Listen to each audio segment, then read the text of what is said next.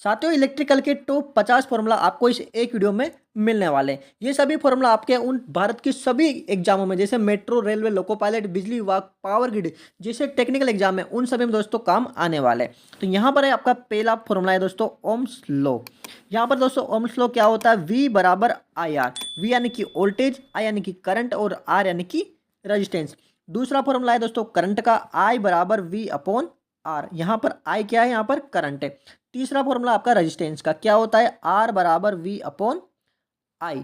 इसका आर क्या होता है? यहाँ पर आर मतलब रेजिस्टेंस। इलेक्ट्रिक पावर का क्या है फॉर्मूला? पावर बराबर वी इंटू आई। पी यानी कि क्या है दोस्तों? यहाँ पर पावर है। अगला फॉर्मूला आपका पावर का, पावर बराबर आई स्क्वायर आर। ठीक है, यहाँ पर हमें धारा दी रहती है और प्रतिरोध दिया रहता है। ठीक है, पी यानी कि यहाँ पर पावर है, पी यानी कि पावर है। छठा फॉर्मूला पावर का तीसरा कौन सा है? पावर बराबर वी स्क्वायर अपॉन आर। ठीक है, यहाँ पर हमें क्या दिया हुआ है? वोल्टेज दिया रहता है और रेजिस्टेंस दिया होता है। और इस वाले फॉर्मूला में हमें क्या दिया होता है?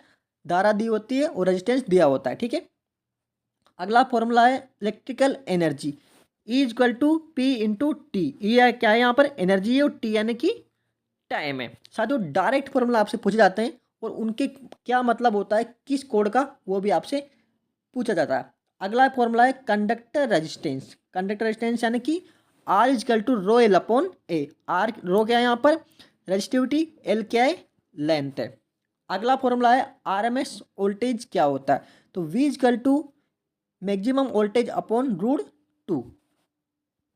साथियों अगला फॉर्मूला है transformer voltage ratio. Transformer voltage ratio का फॉर्मूला क्या होता है? V upon V2 equal to N upon N2। V क्या है? यहाँ पर वोल्टेज है और N क्या है? यहाँ पर टर्न की संख्या है वाइंडिंग की। ठीक है, अगला फॉर्मूला क्या होता है? Transformer current ratio. अभी ये क्या था? ऊपर का वोल्टेज रेशियो था, तो करंट रेशियो का फॉर्मूला क्या होगा? I is equal to N2 upon N1, यानी कि N2 ऊपर आएगा और नीचे N1 आएगा। तो ये कौन सा हो गया? आपका करंट का हो गया। I यानी कि करंट और यानी कि यहाँ पे टर्न्स की संख्या। अगला है दोस्तों 13 नंबर एफिशिएंसी, दक्षता। क्या फॉर्मूला रहने वाला है? Output upon input. आउटपुट में इनपुट का भाग देना है उसको। दक्षता जहाँ पर एफिशिएंसी निकलती है तो 100 से मल्टीप्लाई होता है। ठीक है, ये क्या है? यहाँ पर एफिशिएंसी है। सिंक्रोनस स्पीड, मोटर की सिंक्रोनस स्पीड ज्ञात करने के लिए क्या होता है? N S equal to 120 into F. 120 into F upon P. F क्या है? यहाँ पर फ्रिक्वेंसी है। ठीक है, और पी क्या है? पोल की संख्या। हमें यहाँ पर जो है फ्रिक्वेंसी 50 हर्ट्ज लेनी होती है, हमें यहाँ पर एन निकालना होता है या फिर पी निकालना होता है। ठीक है, सिंक्रोनस स्पीड निकालनी होती है या फिर पी निकालना होता है। इसी से अपने जो है सारा फॉर्मूला घूमता रहता है। अब बात करते हैं अगला फॉर्मूला की, स्लिप की। स्लिप क्या होती है? तो स्लिप क्या है? N S minus N R upon N S. अब यहाँ पर एन एस क्या है? सिंक्रोनस स्पीड है और एन आर क्या है? रोटर की स्पीड है। तो ये आपकी भी, इसको आपको याद रखना है। इसमें डायरेक्ट आपको फॉर्मूला दे सकते हैं और इसमें इसका पूछ सकते हैं कि यहाँ पर एन आर क्या है। आगे है स्लिप स्पीड क्या होती है? तो स्लिप स्पीड क्या होती है? N S minus N R, यानी कि एन एस यानी कि क्या हो गया? सिंक्रोनस स्पीड और एन आर क्या हो गया? Rotor speed. अगला फॉर्मूला 17 नंबर का capacitive reactance, XC upon 2 pi F C. C क्या है? यहाँ पर कैपेसिटेंस की वैल्यू यहाँ पर दी हुई है। इंडक्टिव रिएक्टेंस का फॉर्मूला यहाँ पर पूछा गया है, कौन सा है? XL equal to 2 pi F L. यहाँ पर एल क्या होता है? इंडक्टेंस होता है। इम्पिडेंस का फॉर्मूला क्या होता है? Z equal to root R square plus X square. यहाँ पर एक्स क्या है? रिलक्टेंस है। टाइम पीरियड क्या है? T equal to 1 upon F. F क्या है दोस्तों? यहाँ पर एफ यानी कि यहाँ पर सीधी सीधी फ्रीक्वेंसी दी गई है। साथियों अगला फॉर्मूला बैक ईएमएफ। साथियों बहुत ही इंपॉर्टेंट क्वेश्चन है। सारे जो फॉर्मूला है बहुत ही इंपॉर्टेंट है। सारे आपको जो है पूरा निचोड़ आपके लिए जो यहाँ पर लेकर आए हैं। बिल्कुल भी एक भी फॉर्मूला आप मिस मत करना। सारे फॉर्मूला आपको इस एक वीडियो में मिलने वाली है। बैक ईएमएफ का फॉर्मूला क्या है? यहाँ पर बैक ईएमएफ इजक्वल टू के फाई एन। कॉन्स्टेंट है यहाँ पर के। ठीक है, फाई यानी कि प्लस और एन इजक्वल टू इसकी स्पीड दी हुई है। अगला फॉर्मूला है एसी सर्किट रिलक्टेंस। क्या है? X equal to X C minus XL. XL equal to 2 pi F L बराबर 1 अपॉन 2 पाई एफ सी। अब यहाँ पर एक्स को क्या मानते हैं अपन? रिलक्टेंस मानते हैं। एक्सएल को क्या मानते हैं? Inductive reactance. और एक्सी को कैपेसिटी रिएक्टेंस, जहाँ पर सी आ गया तो कैपेसिटेंस, एल आ गया तो इंडक्टेंस। अगला है पीक वोल्टेज। पीक वोल्टेज क्या होता है, यानी कि मैक्सिमम वोल्टेज, ठीक है, √2 इंटू VRMS, ठीक है। RMS का फुल फॉर्म क्या होता है, रूट मेन स्क्वायर। अगला है लाइन वोल्टेज। लाइन वोल्टेज क्या होता है, लाइन वोल्टेज 3 पेज में, लाइन वोल्टेज बराबर क्या होता है, √3 इंटू फेज वोल्टेज। वही अपन बात करें फेज वोल्टेज की 3 पेज में, तो फेज वोल्टेज बराबर क्या होगा आपका, लाइन वोल्टेज गुणा √3, ठीक है। यहाँ पर लाइन वोल्टेज और फेज वोल्टेज आप यहाँ पर देख सकते हैं, ठीक है। कैपेसिटेंस का फॉर्मूला क्या होता है, C = Q/V, C = Q/V। सी क्या है यहाँ पर कैपेसिटेंस है, क्यू क्या है यहाँ पर चार्ज है, वी क्या है यहाँ पर वोल्टेज है, ठीक है। अगला फॉर्मूला आपका यहाँ पर इंडक्टेंस का, एयर = N∅/1। एल क्या है इंडक्टेंस है, एन क्या है यहाँ पर टर्न की संख्या और ये प्लस क्या है यहाँ पर, ये फाई है, ठीक है। अगला फॉर्मूला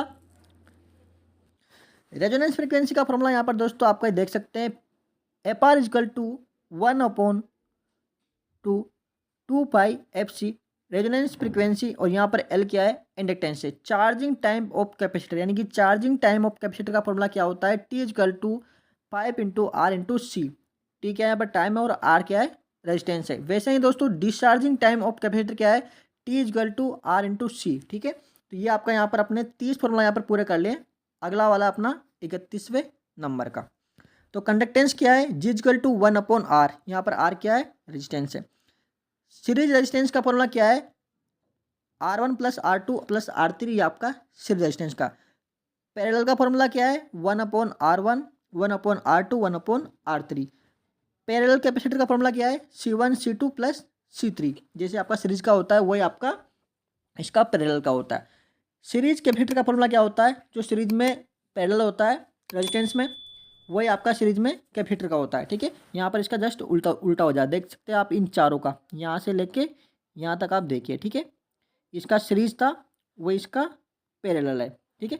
इसका जो पैरेलल है वो इसका यहाँ पर सीरीज बन गया। रेजिस्टेंस में सीरीज क्या है, R1 + R2 है, वैसे ही इसमें सीरीज क्या होता है, इसका पैरेलल होता है। देखो यहाँ पर पैरेलल इसका सीरीज वाला होता है, ठीक है। तो आपको इस प्रकार समझ लेना, आपको इसलिए केवल 2 याद करने, फिर आप इनको उल्टा कर देना, तो आप तुरंत आपका यहाँ पर निकल कर सामने आ जाएगा। Joules law of electric heating, तो क्या होता है, H = I²RT, ठीक है। यहाँ पर हीट दिया हुआ है, ठीक है। ट्रांसफॉर्मर टर्न्स रेशियो क्या होता है, N1/N2, यहाँ पर N क्या होता है टर्न की संख्या होता है। ट्रांसफॉर्मर EMF रेशियो क्या होता है, E2/E1/E2 होता है, ठीक है। EMF क्या होता है, = V + IR, I क्या है यहाँ पर करंट है और R क्या है इंटरनल रेजिस्टेंस है। ट्रिप क्या है, यूनिट ज़्यादा होती है किससे, रेट से। अगला फॉर्मूला है स्टील वेट का फॉर्मूला क्या है, यहाँ पर D² 0.0062/V/100 डायमीटर, इतना तो आपका टफ आएगा नहीं, ठीक है। सीरियल्स थर्मल कंडक्टिविटी क्या होता है, K = K × A × phi/L, ठीक है। ग्रेविटेशन फोर्स क्या होता है, F = G × M × M2/D²। Magnetic field क्या होता है आपका यहाँ पर, B = micro nano -1।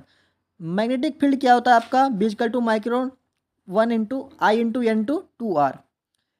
Specific resistance क्या होता है, ρ = R/ये, ठीक है। रो यहाँ पर रेजिस्टिविटी है। नंबर ऑफ पोल्स की संख्या क्या होता है, P = 120 × F/N, ठीक है। फ्रीक्वेंसी यहाँ पर सिंक्रोनस NR है, ठीक है। Resistance of lamp R = V²/P। LC oscillations क्या है, 2π√LC, यहाँ पर F क्या है फ्रीक्वेंसी है। अब यहाँ पर लास्ट क्वेश्चन है आपका, लास्ट फॉर्मूला है horse power conservator. 1 horse power कितना होता है, 746 वाट होता है, ठीक है। 746, 1 HP बराबर 746 वाट होता है, और किलोवाट क्या होगा आपका, 1 हॉर्स पावर इंटू 0.746 से आपको गुना कर देना है। साथियों हमने यहाँ पर पूरे 50 फॉर्मूला जो कि मोस्ट इंपोर्टेंट कवर कर लिए हैं। उम्मीद करता हूँ आपको वीडियो पसंद आई होगी। अगर वीडियो थोड़ी सी अच्छी लगी तो एक वीडियो कमेंट करना, एक लाइक करना। मिलते हैं अगली वीडियो में, तब तक के लिए जय हिंद।